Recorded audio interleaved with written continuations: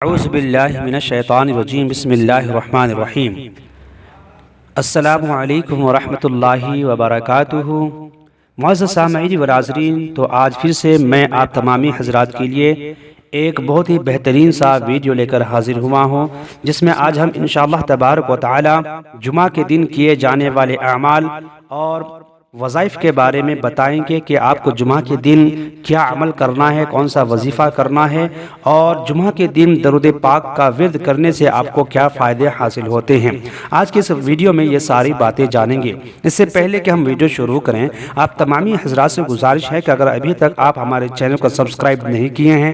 تو سبسکرائب کر لیں، ساتھ میں بیل آئیکن کو کلک کر دیں تاکہ ہر آنے والی نئی ویڈیو آپ تک آسانی سے پہنچ جائے اور آپ دیکھ کر فائدہ حاصل کر سکیں۔ اپنے دوستوں کو شیئر ضرور کریں۔ حضرت عبداللہ بن عمر رضی اللہ تعالیٰ عنہ سے مروی ہے کہ حضور نبی کریم علیہ السلام نے فرمایا کہ جو مسلمان جمعہ کے دن یا جمعہ کی رات میں مرے گا، اللہ تعالیٰ اسے فتنہ قبر سے بچائے گا۔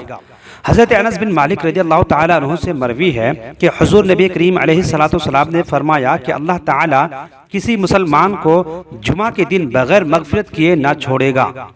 حضور نبی کریم علیہ السلام کا فرمان ہے کہ جمعہ کے دن اور رات میں 24 گھنٹے ہیں، کوئی گھنٹہ ایسا نہیں کہ جس میں اللہ تعالیٰ جہنم سے 6 لاکھ آدمی آزاد نہ کرتا ہو جن پر جہنم واجب ہو گئی تھی۔ جمعہ کے دن درود پڑھنا، جمعہ المبارک کے دن درود پاک کثرت سے پڑھنے کی بہت زیادہ فضیلت ہے۔ حضرت ابو درداء رضی اللہ تعالیٰ عنہ سے مروی ہے کہ حضور نبی کریم علیہ السلام نے ارشاد فرمایا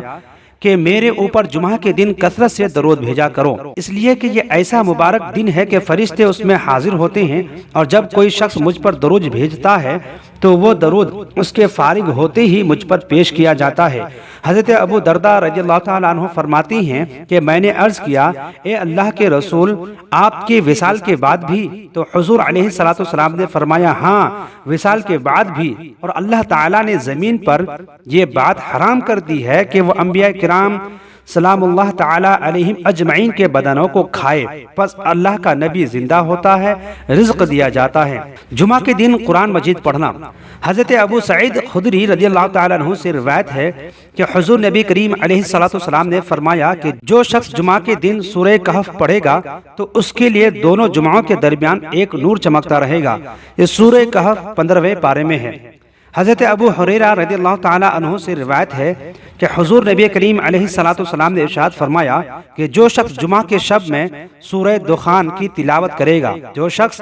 جمعہ کی شب میں سورہ دخان کی تلاوت کرے گا، اس کے لیے 70,000 فرشتے استغفار کرتے ہیں اور اس کے تمام گناہ معاف کر دیے جاتے ہیں۔ حضرت ابو امامہ رضی اللہ تعالیٰ عنہ سے روایت ہے کہ حضور نبی کریم علیہ السلام نے فرمایا،